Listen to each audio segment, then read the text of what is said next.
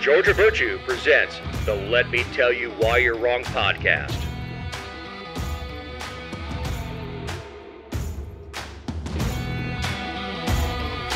Thank you for downloading episode 311. This week, we have a bloodbath. $500 million Monday. The Georgia legislative update. The man who spent a decade in jail without conviction. Nashville is taking on fat female officers. DEI and its court problems. The omnibus bill that came through in the wee hours of the morning. The Second Amendment. And is Apple too big? I'm Dave Roberts. With me is my part in this endeavor, Ken Poland, Representative Emeritus, and we are recording very late. Huge thanks to Eric Cumbear, editor, who's going to turn this around, but it's 9 o'clock on Sunday night, and probably past Ken's bedtime. It is past my bedtime. Had a long weekend playing golf at St. Simon's, but St. Simon's was very nice this weekend. Although you said you were hitting into a 50-mile-per-hour wind. Yeah, the wind was blowing like crazy today. Yeah, they had a cold front. It was like 60 degrees and the wind was blowing 30 miles an hour, so it was an enjoyable day on the course. But what do they say? A bad day on the course is better than a good day at work? I think that's the saying. Oh, we said that about fishing, too. Yeah, oh, very true. Very true. You know, when I played golf, and my knees and shoulders are too bad to do that anymore, I would use the bank's money, because I was working for Wachovia Bank at the time, if I would call a couple clients, because I was a business banker, and call a couple clients and say, hey, you want to play golf today? You want to cut out? I could put that on my expense account. Yep. But if I wanted to go out and play on my own, you had to burn a day of PTO. No, okay.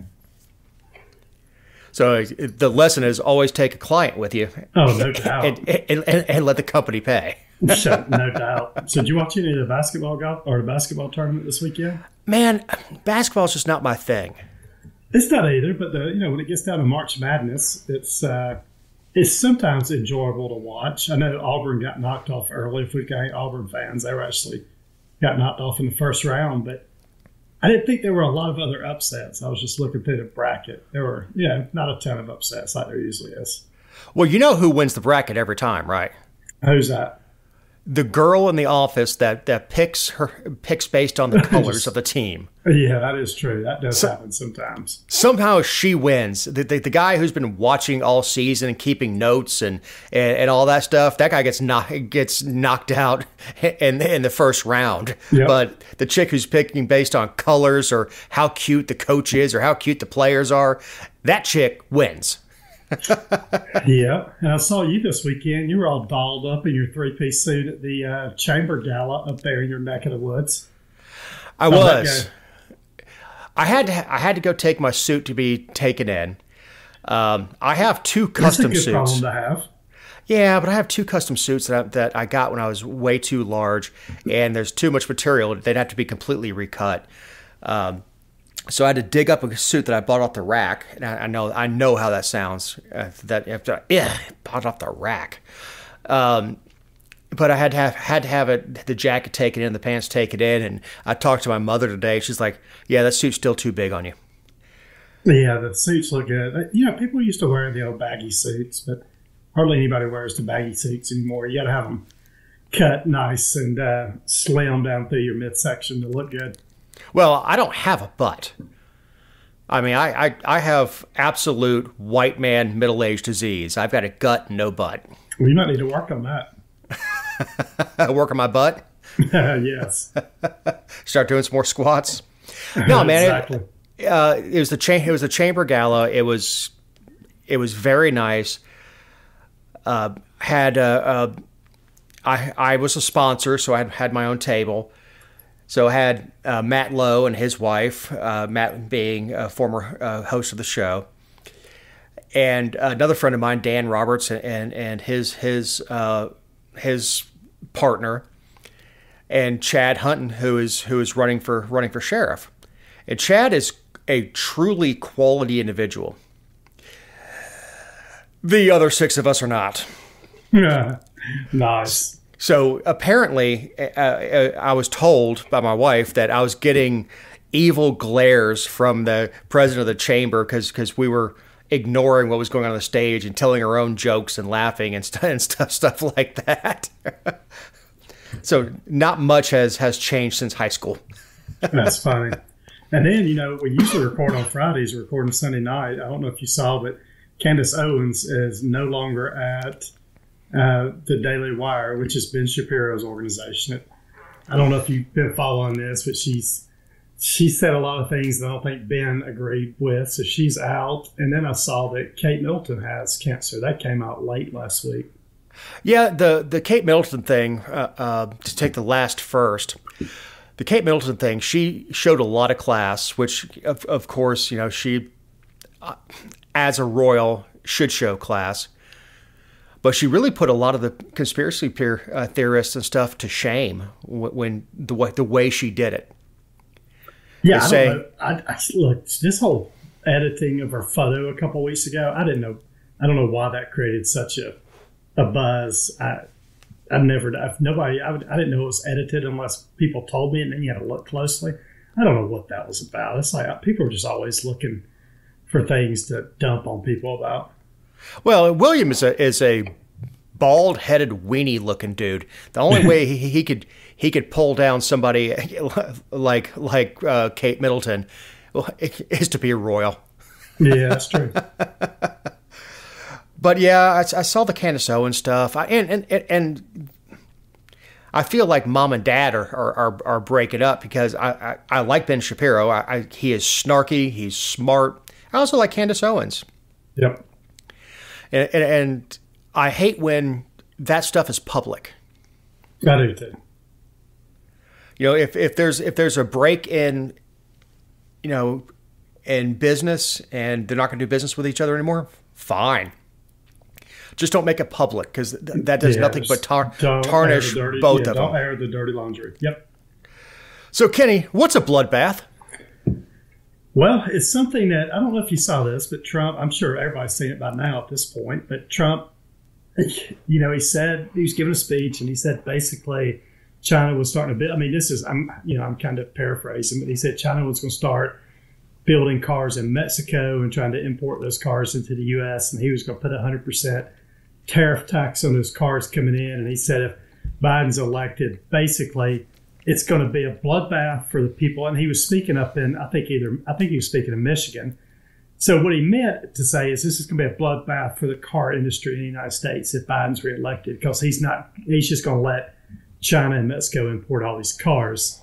But as usual, the media cut the first part of his statement out, and where he said it's going to be a bloodbath if President Biden is reelected again. That's what they went with, and it became this huge story last week that they completely took out of context. When are they going to learn that? I really don't know. Trump is Trump. That's the way he speaks. I don't like the hyperbole that he uses. How many times in business I've said it a ton, right? Like if we if we don't get this client, it'll be a bloodbath around here. Ben Shapiro, we just mentioned him in the Daily Wire, went back through the media over the last 2 years, and he found like 40 instances of the media saying it's going to be a bloodbath for the Republicans if they don't do this in Congress, right, during the election, or it's going to be a bloodbath if they do this, or blood. So he found like 40 instances of the media saying it was going to be a bloodbath if things happen. But President Trump says it, and now it's taken completely out of context. And look, I don't care if you're a Trump fan or not. I don't either, but some intellectual report, honesty, is it too much to ask for the media to be honest at this point? Yeah, taking snippets out and not giving them context is absurd, and it's ridiculous. It does go to journalistic ethics. Yep. is they start with a conclusion that he wants another January 6th, which again was not a bloodbath. The only person that died was one of the protesters. And honestly, it was like they sent a memo out to every news organization and said, this is how we're about to cover this. Because it was instant that every news organization started covering this, where Donald Trump, with the same headlines, right? Donald Trump says it's going to be a bloodbath if President Biden wins again, which was completely out of context. Man, I haven't used the term bloodbath except with using it as in talking about business terms, and I don't know, good Lord, I don't know how long. I mean, yes, you might say that a massacre that happens is a bloodbath, but it just I wouldn't use that terminology. To me, bloodbath is a term we use in business. It is, but by the way, if you ask Google what the definition of bloodbath is, they actually have taken the business definition out of bloodbath and have given the media definition of bloodbath now. So even Google went along with this and modified their definition online of what they consider or what their definition of a bloodbath is. And you can't blame an algorithm for that. No, that's somebody making a conscientious decision to do that. It's amazing to me. Oh, it really is. I wish when I was still in psychological operations that it was that easy to manipulate people. So bloodbath on Google now, it used to be 2 definitions, but now it says an event or situation in which many people are killed in a violent manner. Quote, he allowed a protest to go despite warnings that it would spark a bloodbath.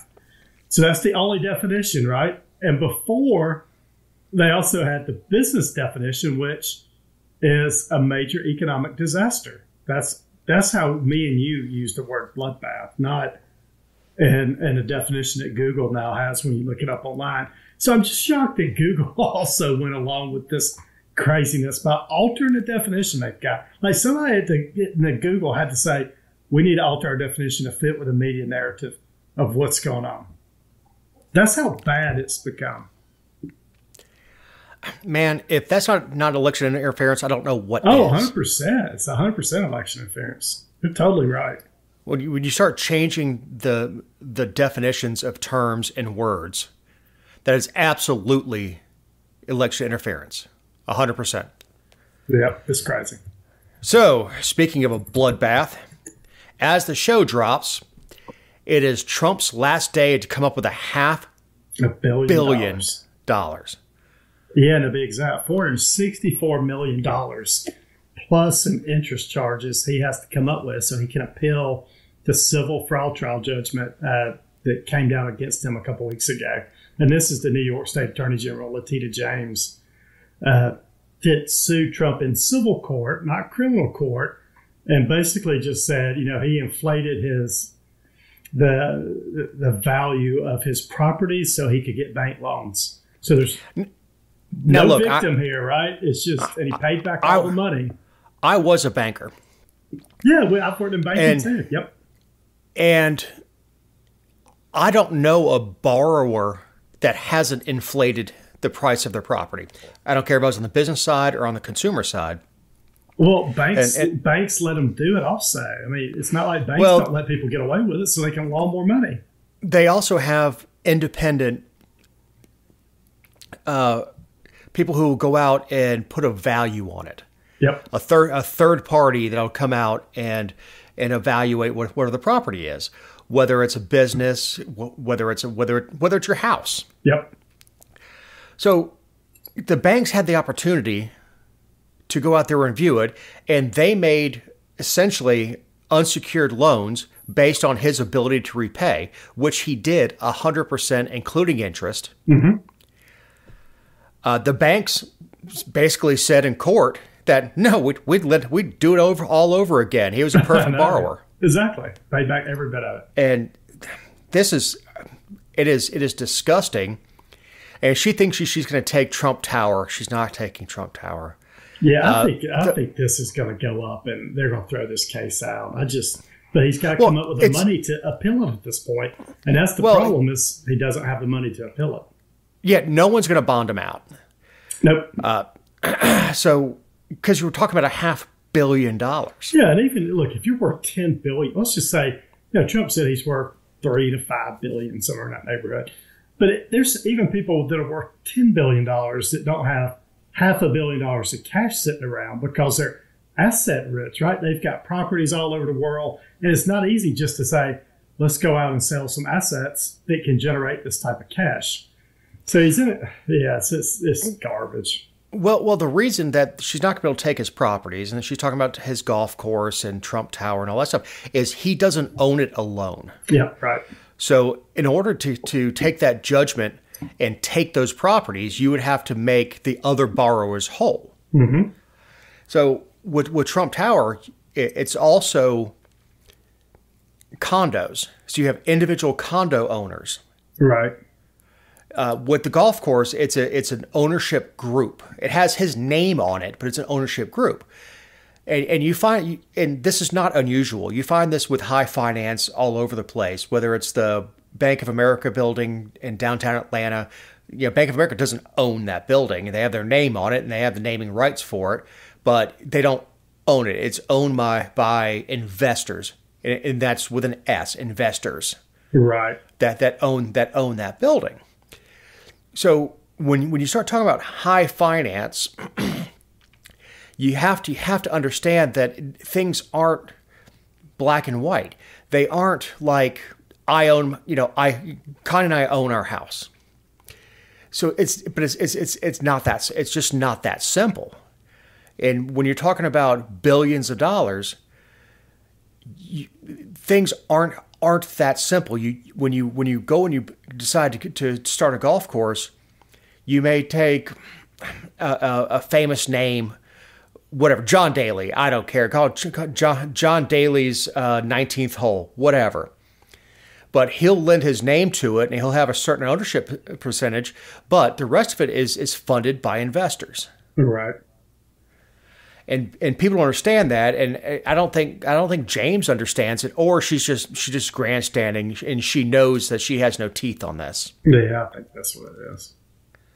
She's an awful human being. Yeah, she really is. I don't understand. There's no victim. So we have the Georgia legislative update. The Senate passed the school choice bill. And it's gone to the governor's desk, and we know that. Yeah, I think that's a really good one. Governor Kemp's going to sign it, I think, probably this week. There's still a lot of Democrats that are opposed to this, but I think it's a good bill. It's very narrowly tailored. Only lowers 25% of schools, and then you got to make below a certain income threshold. So this is a very narrowly tailored school choice bill. But good legislation for Georgia. Yeah, and the thing is, the Democrats are calling it the worst thing that ever happened to public schools, and the Republicans are saying it's the best they could. People are now going to send their kids to private school, which is not true. It doesn't allow you just to start taking money if your kids are in private school, and there's no rich people that are making under $125,000 a year in Georgia. That's false. So it's They just and look, I would say that the people that have, $1 million estates should get their money back if they're sending their kids to private school, because they receive no benefit for the tax they pay. Hey, look, I'm all for opening up and making this bill more inclusive of every child in Georgia, not just kids that go to the lowest 25% of schools. But we know that's not going to happen. But this is a first step, and it'll be interesting to see if they expand upon this first step in upcoming, legislative sessions. And as that episode, or as this episode drops, I think day 39 may be Tuesday, so this will be the last week of the General Assembly. So there's sure to be a lot of fireworks over the next couple of days. And they do like that. So we have HB 1015, which would drop income tax rates from 5.49 to 5.39, and I guarantee you they're dislocating their shoulders, patting themselves in the back. Yeah, we've talked about this, but yeah, that did pass. So if you make $100,000 a year, you're going to save $100 next year in taxes. Yeah, there you go. But all of them will go back to their districts. like they just won an Olympic medal. Yes, and, exactly. And doing the icky shuffle down in the end zone, like, look what I'm doing for you. So we have a bill to ban foreigners from making political donations to Georgia candidates or campaigns, or PACs for that matter. Yeah, so this passed this week, which it was already illegal for foreigners to make campaign contributions to candidates, but this is now making it where they can't give money to PACs. There was also a bill passed this week. I don't have this on our outline, but and I hadn't read the details. I looked at that. I apologize for just looking at the highlights or the headlines. But supposedly Chinese nationalists now can't buy property in Georgia. So it sounded like that passed this week. Is it they can't buy property in Georgia, or they can't buy property within so many miles of a military installation? I don't know. I've got to look. David Clark, Representative Clark, passed that bill. I saw him talking about it online. So we'll have to dig into that, see what that means a little bit more. But that's interesting. So we have HB 986 shenanigans. Yeah, this one kind of blew up last week. So this is a bill that makes it a felony, which is a big punishment, right? I mean, a felony is a lot different than a misdemeanor, to copy a politician's likeness. So basically, if you broadcast or publish deceptive information within 90 days of an election with the intent to influence a candidate's chance of being elected, that's what can occur here. Now, everybody may say, well, that makes perfect sense, right? But and this really came from, there was a robocall that mimicked Joe Biden's voice in New Hampshire earlier this year. It told them not to cast their ballots. And, it sounded just like Joe Biden. Now, what some people are saying here is, like State Representative Charlize Byrd, who is a member of the House Freedom Caucus, is saying this would limit freedom of speech. It was interesting in a committee hearing that, and we talk about Colton Moore, we've mentioned his name a couple times, but Colton Senator Moore is opposed to this bill, and they made a deep fake AI video of Colton Moore actually endorsing this bill and telling everybody they needed to vote for it. So they kind of got in with, that's why we said shenanigans. It was playing off, and I thought it was sort of childish what they did. But yeah, there's a lot of people on both sides of this one that are kind of weighing in. Well, it does exclude parody. So, yeah, I mean, how do you define parody? Well, I agree with you. It's like defining porn. Exactly. I don't know how you define parody, right? So if you made a jib jab, I don't even know if jib jab's still around. It is. If you made a jib jab with a politician's face and they're dancing, obviously it's political parody. Yep. So that's exempt. Well, they said legitimate journalism is exempt also, but you don't have to have. There's no journalist badge out there. Everybody's a journalist in today's world because everybody has a First Amendment right out there to, for freedom of speech. So I think that's what Charlize Byrd and probably Senator Moore were kind of upset about. Now, I saw one guy online that said, okay, somebody does this, it affects an election outcome, right? So we put the person in jail that affected the election outcome, but what are we going to do about the actual election that was affected? So there's nothing in here that says, okay, if we do this and like President Trump tells people, don't vote in Georgia, and then Biden wins Georgia, well, are we going to have another election? I mean, so it just means that these robocalls are going to come from India. It's going to come from somewhere that you can't prosecute anybody. I agree. I think that's what's going to end up happening. It's sort of like the swatting legislation. So yes, they did an enhanced penalty on swatting now because we had a bunch of swatting calls last year, but we never caught the people that swatted last year. So we've talked about that before. It's like we're creating this new crime when we really don't know how to prosecute whatever the perceived crime is. So we have 1339. Yeah, HB 1339. Yeah, real quick. This is sort of a legislation that deals with CON, which is Certificate of Need in Georgia. This is supposed to ease regulations governing construction and expansion of hospitals in rural counties. This is a lot of support from Lieutenant Governor Burt Jones, there's a backstory there. Him and his dad own some property down in Jackson. They're trying to build a hospital on. Without easing con restrictions, he'd have to get approval to build that hospital. This is actually probably going to let them build it down in Jackson. So I'm not saying that the hospital is not needed and not good. It probably is. I mean, it is needed in my opinion because it's close to my house and it's a good thing to do.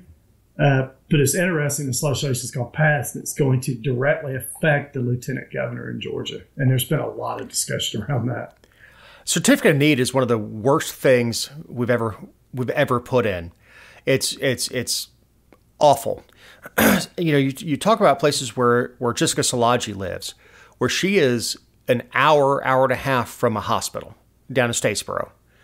Now, sure, she can go to an urgent care, and if she needs 2 stitches, that's fine. But if she has, something more major, she's an hour and a half from getting to a hospital. And Savannah is the closest place to go. We have these holes in hospital coverage, but certificate of need won't allow you to build a 100-bed facility, something like that. Well, it's not necessarily that simple though, because I mean, you're 100% correct. But I'm with you. I totally agree that certificate of needs is a bad thing because it prohibits competition too. But like hospitals make a lot of money on things like imaging, for example. So they make a lot of money on certain procedures and they lose a lot of money on other procedures. So what happens if you didn't have certificate of need is there would be clinics pop up around hospitals that would then pull all the operations out of that hospital that made all the money. So imaging, for example, is a good one, right? So then the local hospitals left performing operations and procedures that lose money. So that's imaging, kind of the background, right? Yeah, imaging's easy. And that's one of those things where you don't have to have a doctor, and I put air quotes around doctor. You don't have to have an MD. And it's a technician who probably makes good money, a radiology technician, whatever. Yeah, definitely. But if they could compete with the hospital, now look, when I go to have my GI stuff done, I'm of the age where I have to have colonoscopies and stuff like that. The doctor sees me in one location at the hospital. He rents space there. But his procedures are done elsewhere. Yep. They're done at a surgical center. And it's not that far away. I'm not complaining about that. It's that we already see that you move your procedures off-site. And we find this with orthopedists, with obviously GI doctors, because my guy, Dr. Finkelman, oddly enough, Mexican. Dr. Finkelman is from Mexico City, believe it or not. But he rents the space out from the hospital in their outpatient center, but he does his procedures elsewhere, so he doesn't have to pay Wellstar. Now, it could be because you have to keep specialized equipment for colonoscopies and upper GIs and stuff like that. I don't know. I don't know why that is. I know when I had a heart procedure done, I was at the hospital where they have places to do caths and all that stuff. But the certificate of need is it is bad. It's like one of these things where the more the government interferes in healthcare, it's just the worse that it gets. And that's why, they lose so much money on these hospitals and it's rural hospitals, right? They lose so much money on certain operations and certain procedures because a lot of their patients are on Medicare or Medicaid, and the government only reimburses them maybe 60 cents on the dollar for those type procedures. Whereas, if you're doing imaging or some other high dollar type thing, you get more money out of it. So it's this continual sort of evolution of the more government gets involved in healthcare, it's just the worse it gets. I mean, the more government gets involved in anything, it's the not worse just it gets. Healthcare, right? It's like, it's anything. So anyway, we'll follow this more. We'll follow this more closely. So we have a Georgia man released after 10 years in jail, not prison, jail. Isn't this not a convicted. crazy story? It's insane. Yeah, how did we just hear about this? So, Georgia man was detained more than a decade ago. He's been behind bars. He's never been convicted of a crime, and he's now home with his family. This guy's name is Maurice Jemersons. He had a pretrial detention. It's believed to be one of the longest such detentions in American history. And the reason this story came up is his release came nearly a year after an award-winning Atlanta News First investigation, The Six, uncovered him in a Dougherty County jail without a court-appointed attorney or a scheduled court date. This guy never had a court date and never had a lawyer. And I think Jesse and I covered it a couple years ago. Jeez. It's a comedy of errors. He's got a 14-year-old daughter. His daughter's missed 10 years of his life. Yeah, and when I say a comedy of errors, I'm not saying it's funny because it's not funny at all. No. But when I say a comedy of errors, is he had several different court-appointed attorneys that came off the dock, and every time a new attorney came on, yep. The clock started over again. We had COVID. 2020 through 23 or 22. Yeah, but there was 8 years before that. Yeah, well, 4 years before that. Yeah, no, 6 years before that. Yep, exactly. Yeah, I'm all for this guy. Yeah, go ahead for a minute now. Nobody within the system stood up and said, either let him out on bail or take him to trial. I don't understand how anybody in jail didn't stand up and say this. Like, his co-defendants were exonerated. How did nobody around this guy ever come up and say, this guy's in jail? I just don't understand how that happens. Like, how did the sheriff, how did the guards in the jail, how did his family, how are they not on the news every single, how did we let this happen? I hope this guy sues somebody. I don't know who he's going to sue. And I hope he wins $100 million. I'm serious. This is one of the craziest things I've ever seen. Well, in Albany, police arrested him and four others for a double murder in May of 2013. So we're almost at 11 years. Right? Yeah, good for the attorney that finally picked up the story. His name is Andrew Fleischman.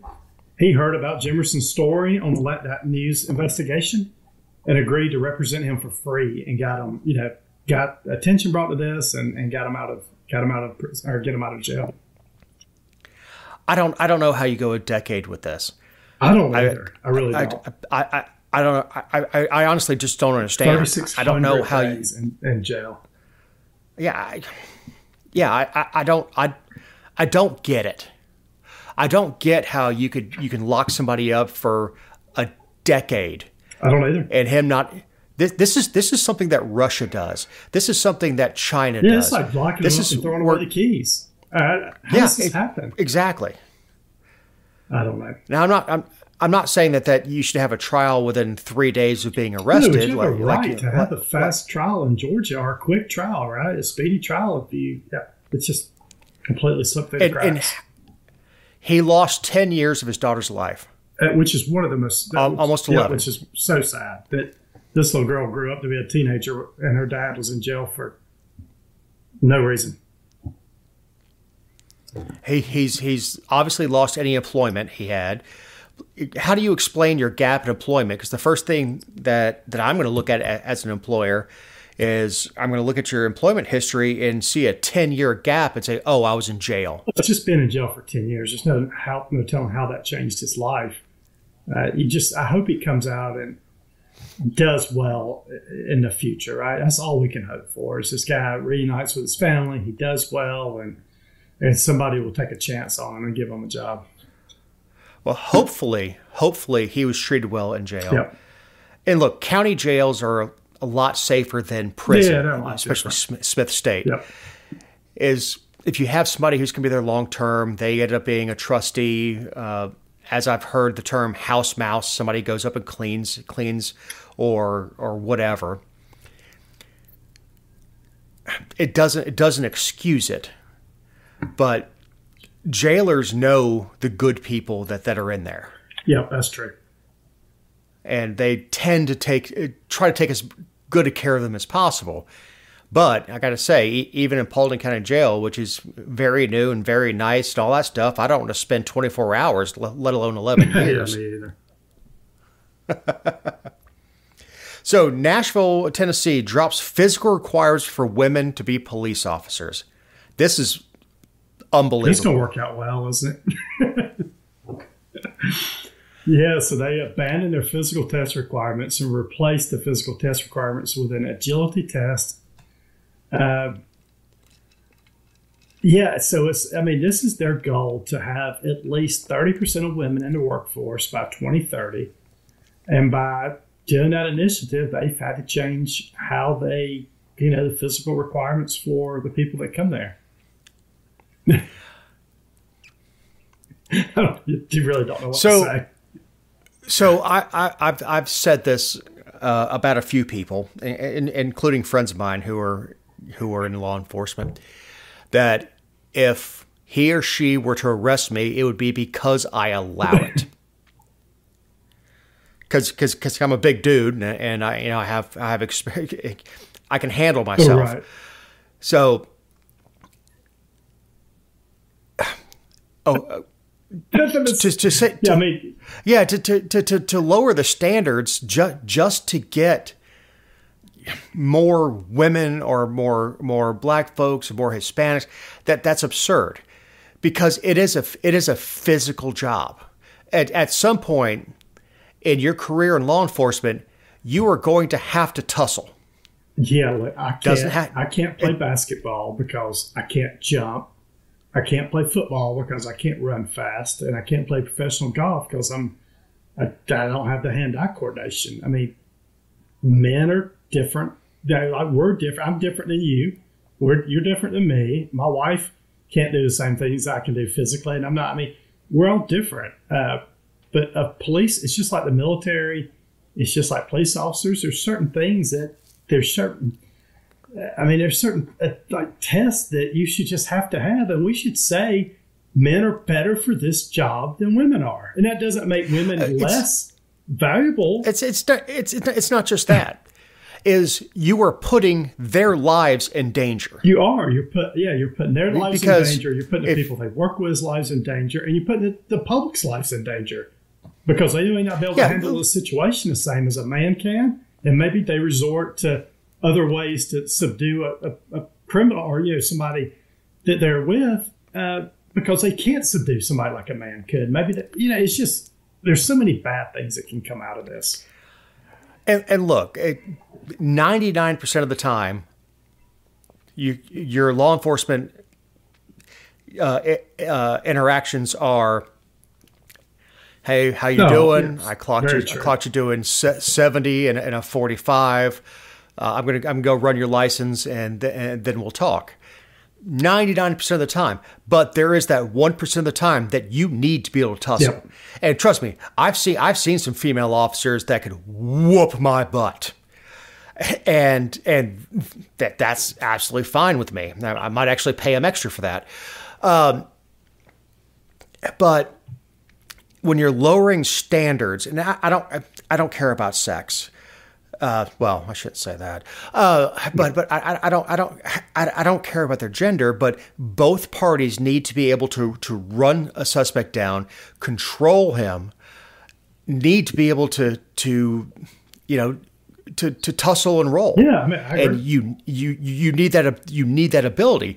So when I see these 110-pound officers, I'm like, yeah, that's not going to work. Look, if a man's not in good shape either, that's a problem, right? So it's not just women, it's men too. There's men, police officers need to stay in good shape.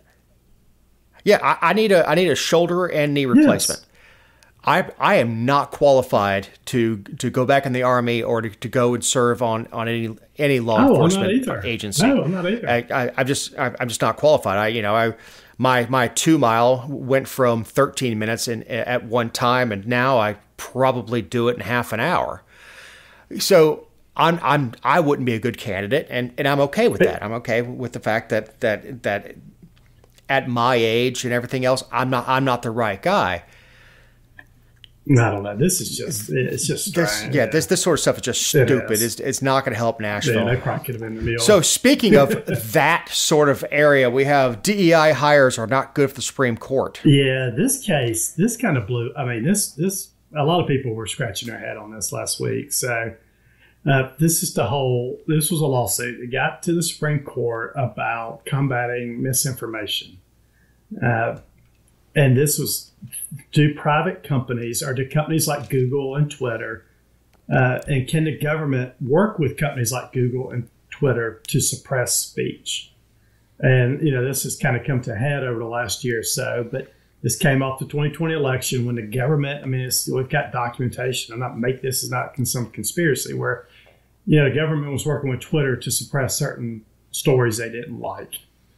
And Ketanji Brown Jackson, which is one of the new Supreme Court justices, she said, "My biggest concern is that your view has the First Amendment hamstringing the federal government in significant ways in the most important time periods," she told the lawyer representing Louisiana, Missouri, and other private plaintiffs. And she said, quote, "And so I guess some might say that the government actually has a duty to take steps to protect the citizens of the country. And you seem to be suggesting that the duty cannot manifest itself in the government encouraging or even pressuring platforms to take down harmful information," she continued. So she was arguing that the government should be allowed to work with companies to suppress content online. I don't understand, and I understand that she's a liberal, but a classical liberal believes in freedom of speech. Say that. Period. Yeah, that's what the ACLU is founded on, is backing the freedom of speech. I don't understand why the ACLU didn't come out against what she said. It's incredible. It absolutely is incredible because she is a true left-wing liberal, and the only reason she's backing it is because it tends to go her way. And the problem with that is, one, it shows she has no judicial ethic at all. It doesn't believe in the Constitution, which is what the Supreme Court is supposed to be based on, right? That's the only thing it's based on. Yes. Do the cases brought to them violate the Constitution? And Ketanji Brown Jackson was a Biden appointee, so there we go. But it doesn't matter who appoints you. It doesn't matter where you land. But if you remember, he appointed her because he said, "I'm going to appoint a black female to the court, not the most qualified person to the court. I'm going to appoint a black female to the court." And this is actually embarrassing for black females to me because this lady clearly does not understand the Constitution, and there's plenty of other black females that if Biden wanted to appoint one, he could have found somebody that actually understood what the First Amendment was. And let's talk about one of the most liberal and female members of the court in the last 50 years, Ruth Bader Ginsburg. You would not have heard this. She would have never said something like this because she understood the First Amendment. Yeah, she made rulings for people that she didn't like because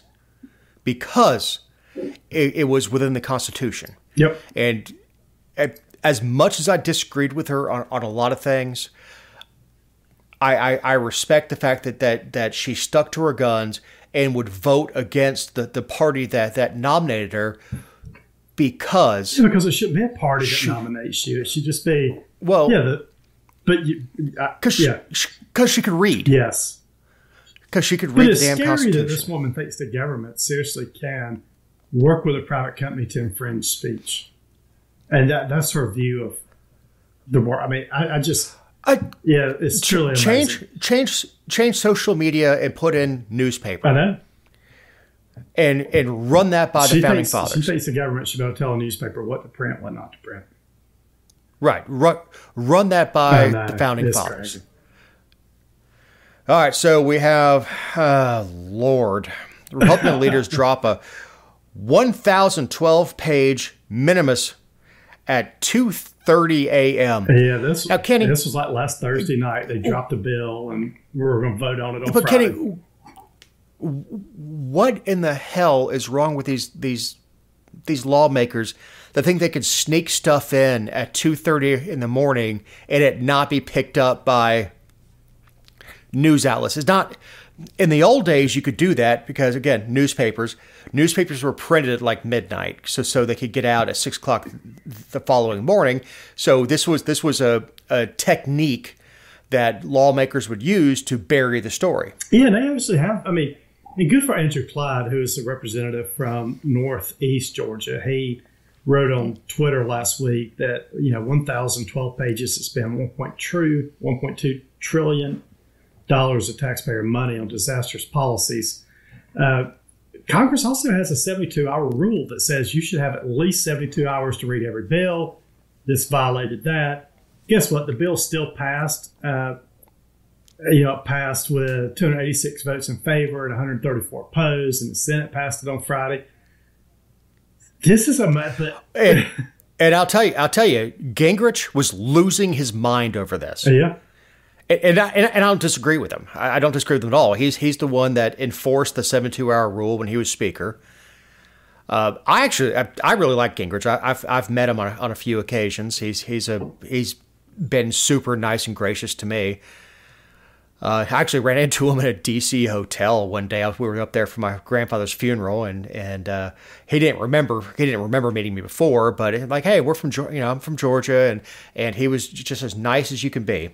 But anyway, he was losing his mind over this. How do you possibly digest 1,000 pages, single space, to quote something from high school, single space? How do you digest 1,000 pages? There's no way. In less than 24 hours. Yeah. I mean, even if you split it up between 10 staffers, there's to no actually way to do it. comb through 100 pages and process that information, there's just no way. You just can't do that. It can't be done. And then a couple things, that came out of this. So Friday, Marjorie Taylor Greene actually filed a motion to oust Speaker Mike Johnson. Congress is on a 2-week recess right now, so they'll be out in the next 2 weeks. But when they come back, they're going to have to take a vote up on, do they keep Speaker Mike Johnson again? Marjorie Taylor Greene filed that motion on Friday. And then there was actually a provision in that bill that banned the LGBTQ plus flag from flying over U.S. embassies. So that crew is completely upset with Biden for signing this bill, but Biden said he will work to repeal that measure. He's all for flying the LGBTQ plus flag over embassies, but as of now, that flag can't be flown anymore over embassies. And we were talking before the show, and as frequent listeners to the show will know that you and I will warm up for 30 minutes to an hour and talk to each other and talk about the stories that we're going to cover. There's no good reason to fly any flag above an embassy besides the American flag. That's it. I don't care what side you're on. American flag is the only one. It's inappropriate. If the House of Representatives wants to fly a different flag, if the White House flies the U.S. flag and the POW/MIA flag, if you want to fly the POW/MIA flag on Veterans Day, whatever, or Memorial Day would probably more appropriate. So I don't. Of all the things in that bill, that's probably the best. And what the way I would word it, and I don't think it's worded this way, is only the official United States flag will be flown at our embassies. Yes, that's the way it should be. It's just say that, period. And that eliminates LGBTQ, XYZ, whatever the hell they call themselves now. I don't care what it is. I mean, it's not just that flag. Right. It's any other flag. And I think there are occasions where a tragedy occurs and they'll fly, I don't know, the French flag, or in the case of what happened last week in Russia, the Russian flag above their embassy or something like that out of respect. But just say no other flag besides the official United States banner, period. That's it. I agree. I mean, it's just so easy to do because, without picking out the gay flag. I mean, why pick on that one group and just say categorically we're not going to fly any other flag? This story actually gives me a little hope. The Constitution said the Second Amendment applies to all. This has got people in a tizzy too. So a federal judge in Illinois earlier this month ruled that a Mexican man who was living in the U.S. illegally, so he's an illegal alien from Mexico, had a constitutional right to own a firearm for self-defense. This is very interesting. It came out of Illinois, too, which is way out of left field, so to speak. Oh, man. Do you think the judge made this decision because she knew it would make some people's minds explode? I don't know. Look, the Constitution doesn't mention the word citizen. No, it doesn't. It's the right of the people to keep and bear arms. The right of the people. Just like the First Amendment. It doesn't. It's not. Yeah, right. Just because you're an illegal alien doesn't mean you forfeit your First Amendment right. Now, I think you should be expelled from the country. Yeah, that's different than forfeiting your constitutional rights. That's a different thing altogether. Take this as that if you're an illegal alien, you come across the border and you get arrested, you still have a Fourth Amendment right. You have all the other constitutional rights that are afforded to everybody. Not just, because you're here in the United States. So the Second Amendment should apply also. Even the Miranda rights. Yes, Miranda rights apply also. So I don't know how you would say the Fourth, Fifth, Sixth Amendment doesn't apply or applies, but then the Second doesn't apply. So I actually think this is a good ruling by this judge. Now, I don't know if you saw this, but Georgia gun owners, which is the sort of the inflammatory, they're always looking for something to go to say. Yeah, GGO. Yeah, they were like, this judge is crazy. Illegal aliens shouldn't have the Second Amendment right, blah, blah, blah. I don't know how they can say that, though, if they believe that the Bill of Rights applies to everyone. The only thing I think you could hammer them with is possession of a firearm during the commission of a felony by being here. Yeah, but I don't think that's what the case was about, though. No, it was. The case absolutely was not about that. Yeah, I totally agree that you could get them on that. Like, if you're in the country illegally and you get arrested for being here illegally and then you have a firearm, I think that's probably like you just said, I think that probably works, but that's not what this was about. And this is why I'm not an attorney. But the interesting thing about this is they are still precluded from buying a firearm at an FFL, Federal Firearms Licensed Establishment, because the questions on the 4473 is that they will ask if you're here illegally. And if you lie on the form, that's a felony. Right. And if you tell the truth, you can't buy your gun. Yep.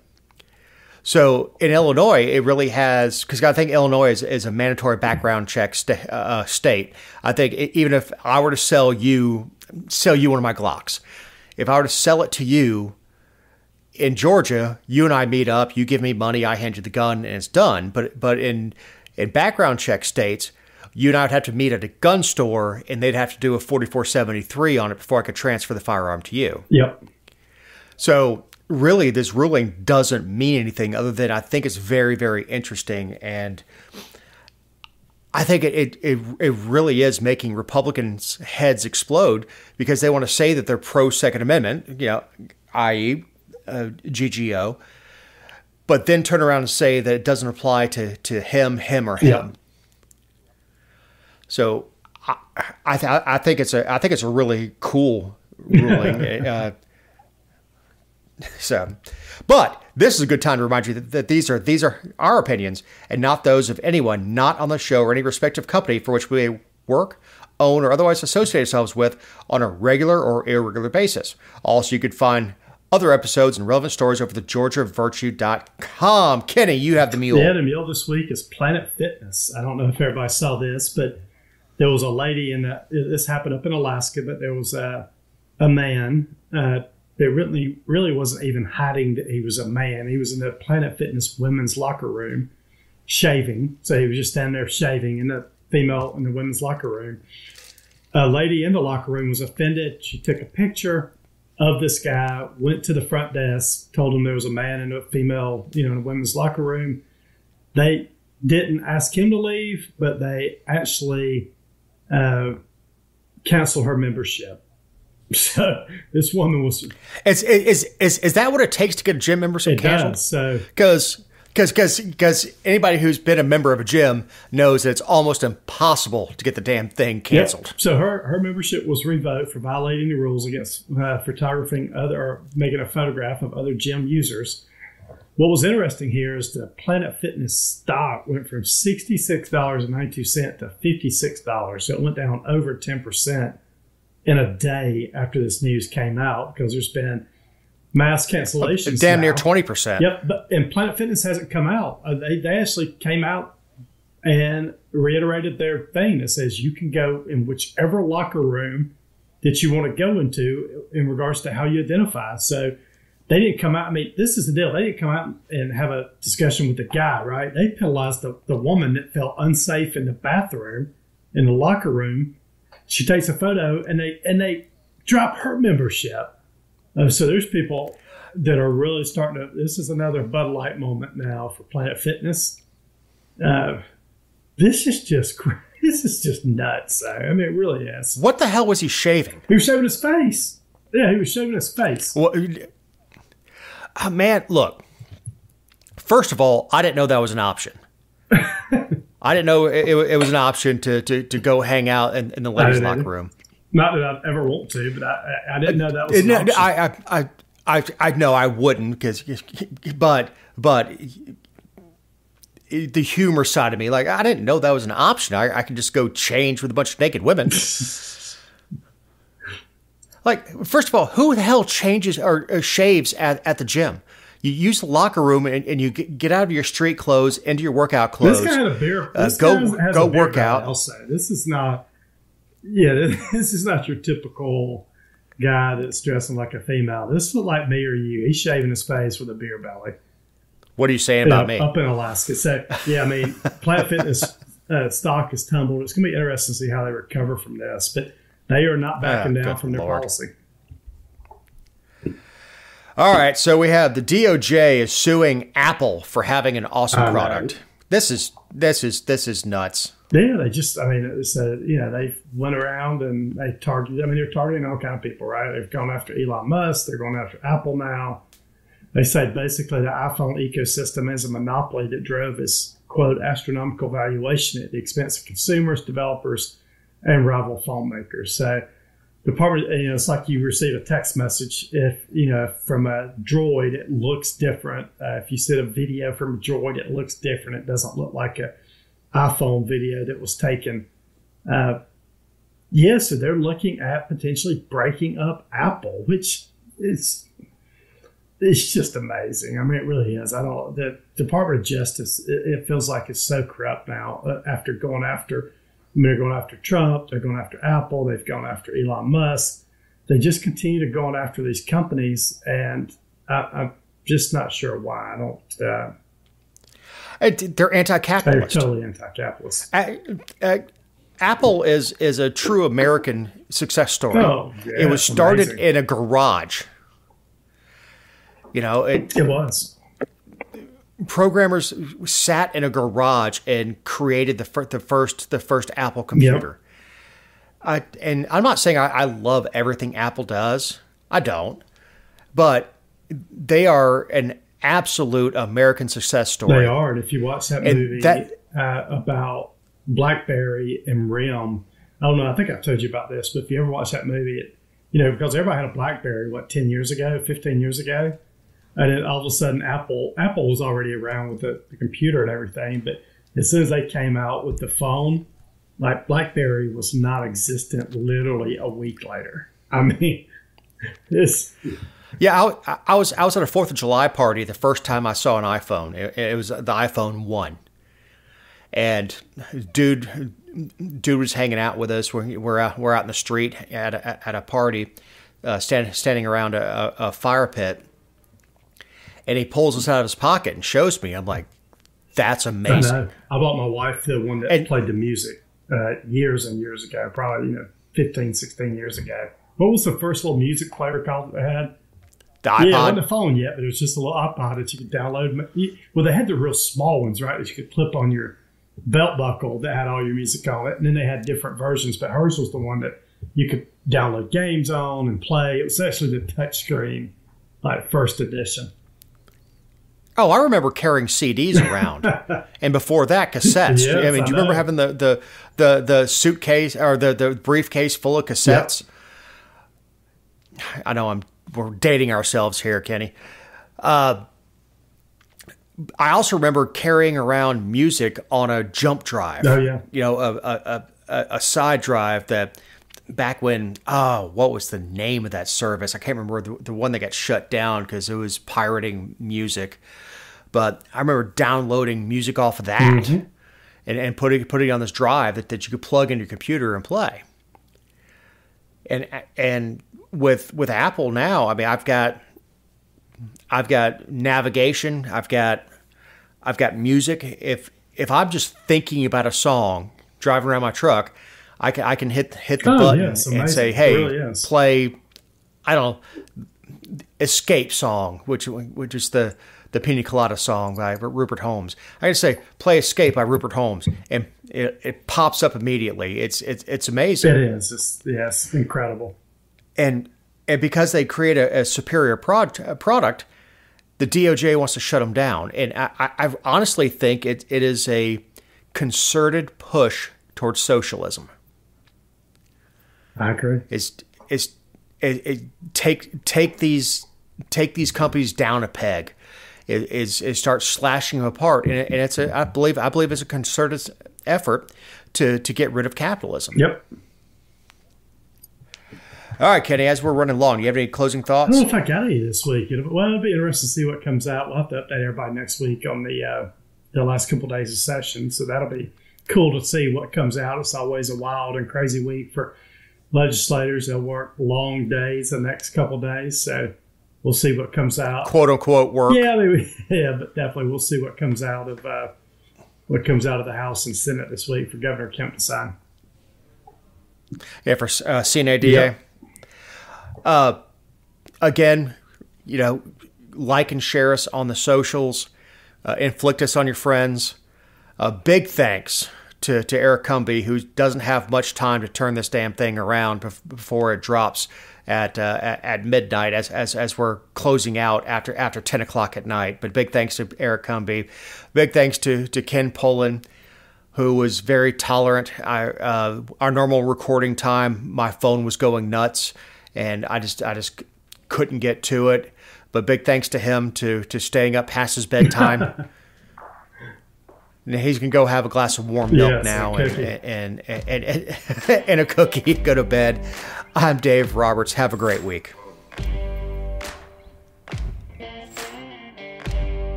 Hope they won't shoot me down soon.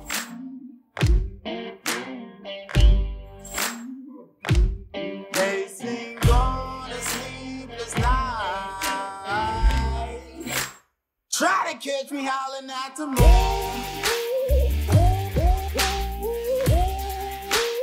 Try to catch me howling at the moon.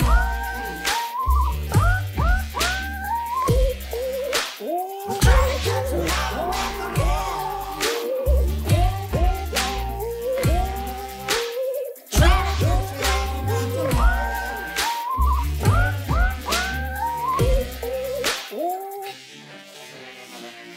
When it rains, it pours. Water's up to my chin. Won't stop fighting to the very end. Many men try to reach it.